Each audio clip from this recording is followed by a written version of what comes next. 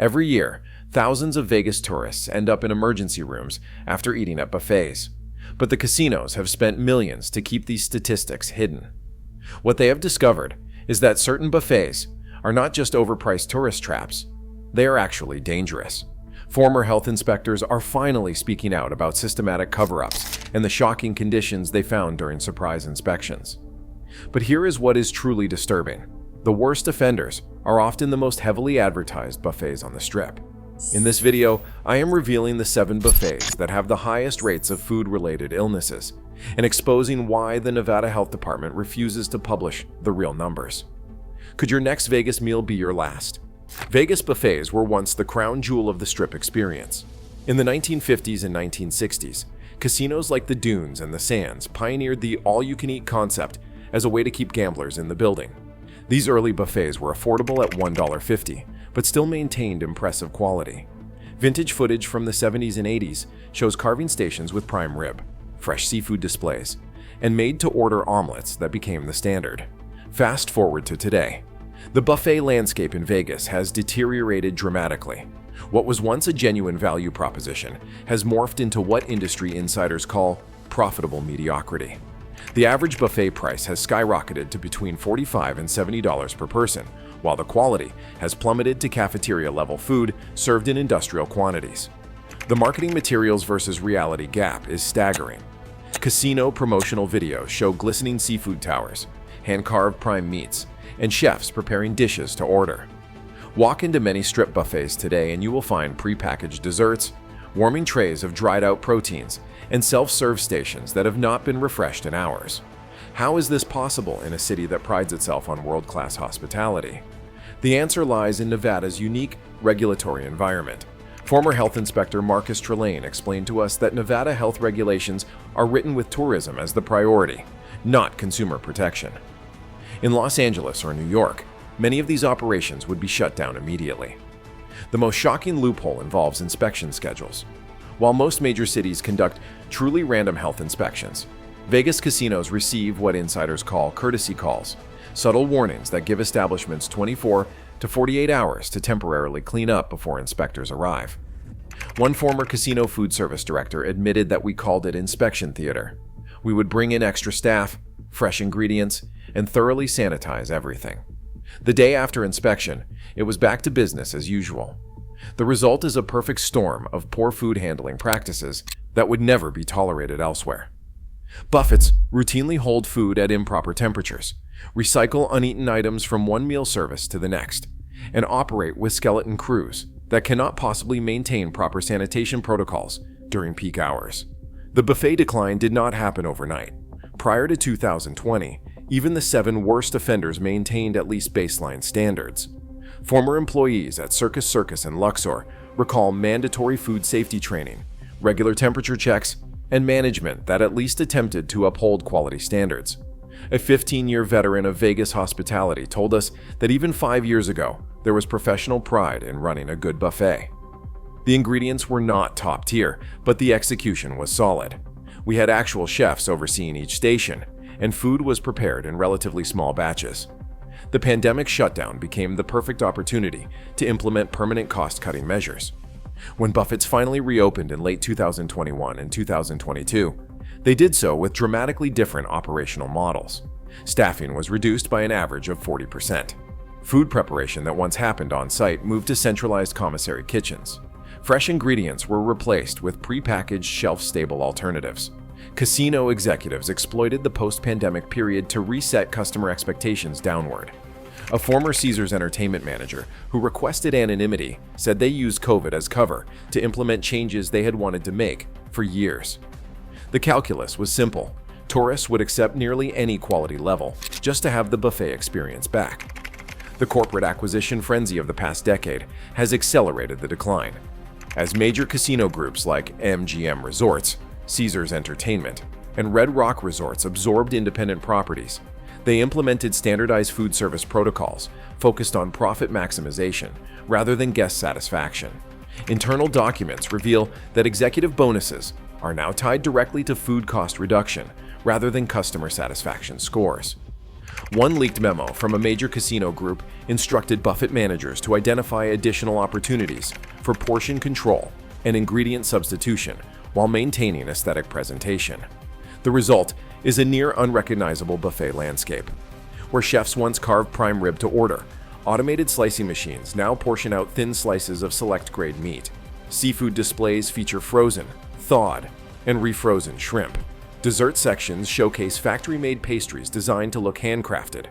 Let us examine each of the 7 worst offenders in detail, documenting verified issues from health inspections, employee testimonials, and customer experiences. Circus Circus Buffet has deteriorated from a family-friendly value option to what former employees describe as a food safety nightmare. Current and former staff report that temperature logs are routinely falsified during busy periods. Our investigation found that during peak lunch hours, hot foods often register at just 110 degrees Fahrenheit, well below the safe minimum of 140 degrees Fahrenheit required to prevent bacterial growth. A former line cook told us that management prioritizes speed over safety. When food runs low, staff are instructed to mix fresh batches with old ones, rather than start fresh. During rush periods, there is simply not enough staff to monitor every station.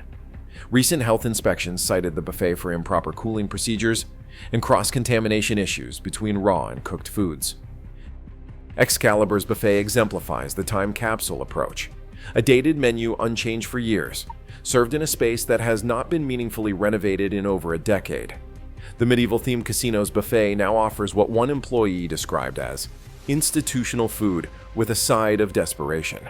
Particularly concerning is the buffet's reliance on pre-packaged, shelf-stable items. Nearly 70% of the dessert selection arrives frozen and pre-portioned. Vegetables are predominantly canned or frozen rather than fresh.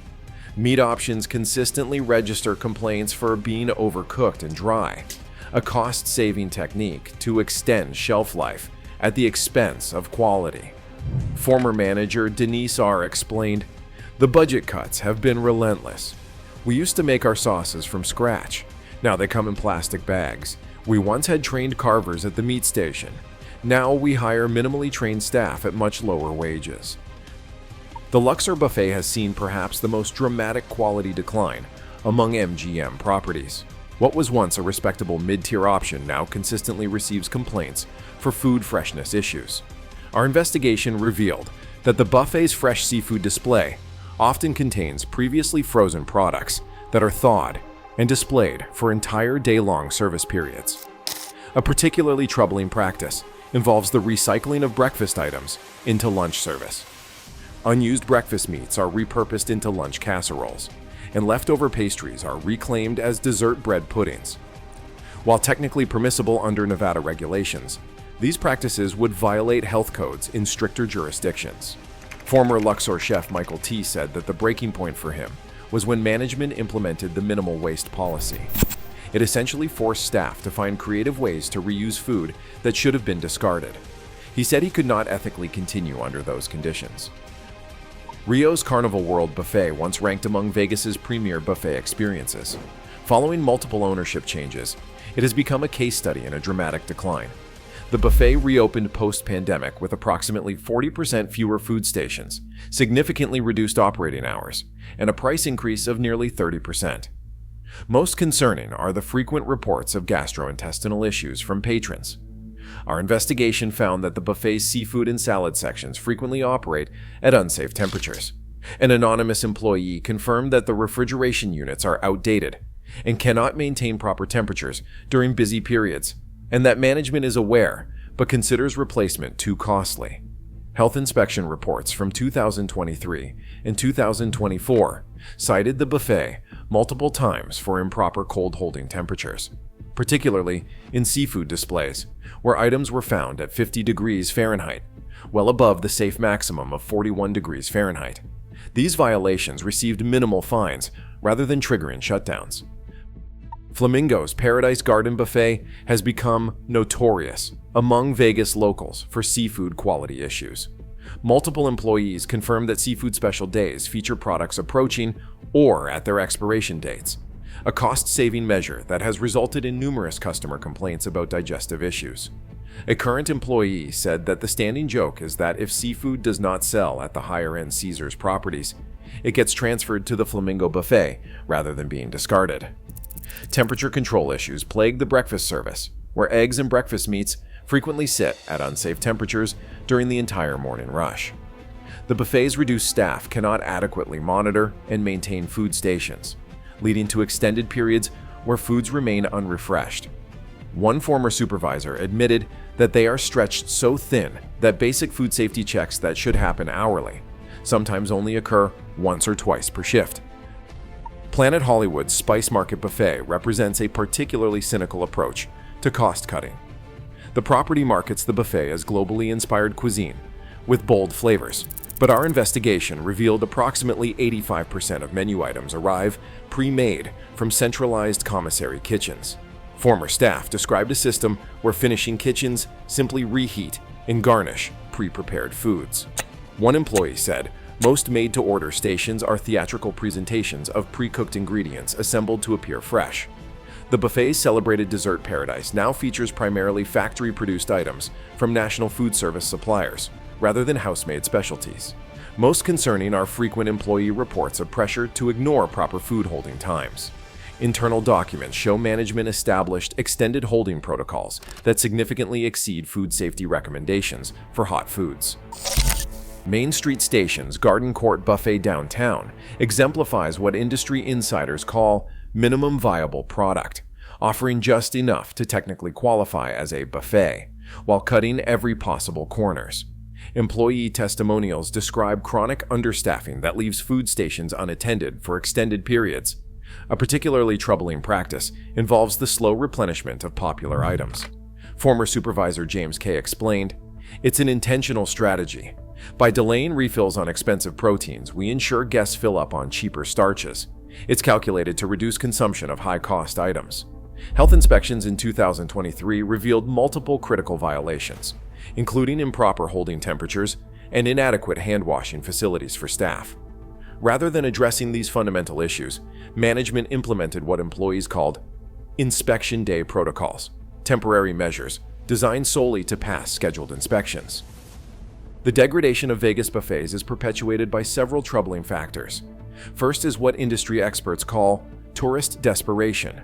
Visitors with limited time and prepaid packages who settle for substandard experiences rather than risk missing a meal or seeking alternatives off-strip. Travel agent Melissa Carter explained, "Many of my clients purchase vacation packages that include buffet credits. When they arrive and find disappointing quality, they're essentially trapped. They've prepaid for mediocrity. The lack of genuine competition exacerbates the problem." As one casino executive candidly admitted, "When everyone's buffet is equally bad, there is no incentive to improve. We're not competing on quality anymore. We're competing on marketing and convenience." Perhaps most disturbing is the systematic suppression of negative feedback. Our investigation uncovered coordinated efforts by major casino groups to bury unfavorable reviews through various tactics. These include offering compensation in exchange for removing negative reviews, flooding platforms with incentivized positive reviews, and employing third-party reputation management firms to dispute legitimate complaints. One former social media manager for a major strip property revealed, "We had dedicated staff whose sole job was monitoring review platforms and containing damage. If someone posted about food poisoning, they would immediately receive an offer of free play or dining credit, contingent on removing their review." Despite these efforts, the truth is increasingly difficult to suppress. TripAdvisor and Yelp reviews for these 7 buffets reveal disturbing patterns. One Circus Circus reviewer wrote, "Spent the night violently ill after lunch there. When I called to report it, they seemed completely unsurprised and immediately offered compensation, almost like it was a routine occurrence." Reddit threads frequented by Vegas locals contain numerous warnings.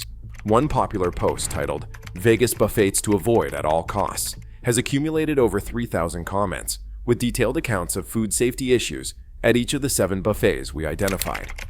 Travel forums show experts quietly steering clients away from these locations. One certified Vegas travel specialist wrote, "I no longer recommend any buffet experiences to my clients. The risk of illness or disappointment is simply too high relative to the many excellent a la carte options available." Most concerning are the statistics that casinos fight to keep private. Through Freedom of Information requests, we obtained sanitized reports showing that food-related illness complaints associated with strip buffets have increased by 64% since 2019, with these 7 properties accounting for nearly half of all reports. Former emergency room physician Dr. Rebecca Langzam confirmed, "During my tenure at a major Las Vegas hospital, we saw a steady stream of tourists with foodborne illnesses traced back to casino buffets. The pattern was clear enough that we informally tracked which properties were most frequently implicated." The deterioration of Vegas buffets reflects deeper systemic issues within the modern casino industry. Corporate consolidation has concentrated power in the hands of a few major players who prioritize shareholder returns over guest experiences.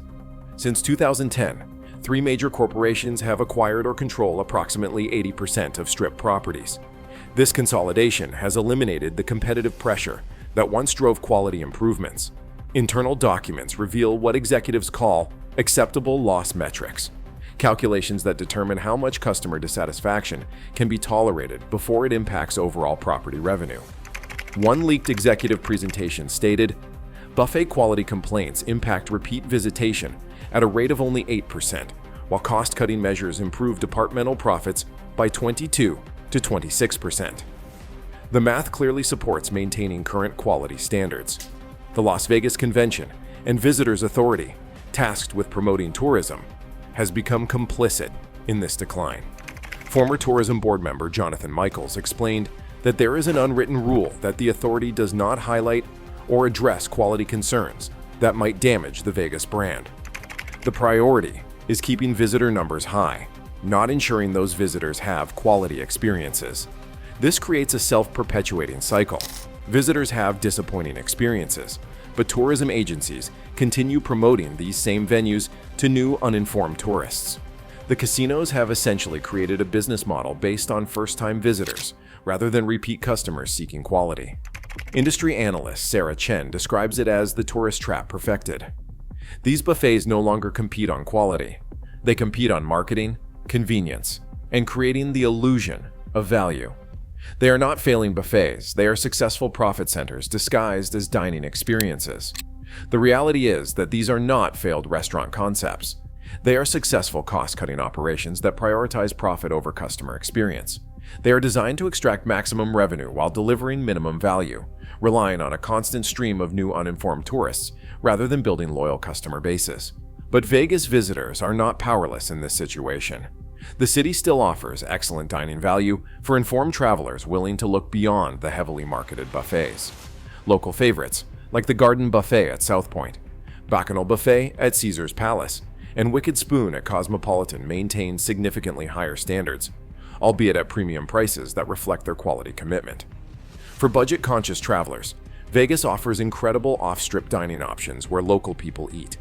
From the Chinatown district along Spring Mountain Road to the Downtown Arts District, visitors can find authentic high-quality meals at prices comparable to or lower than the disappointing buffets.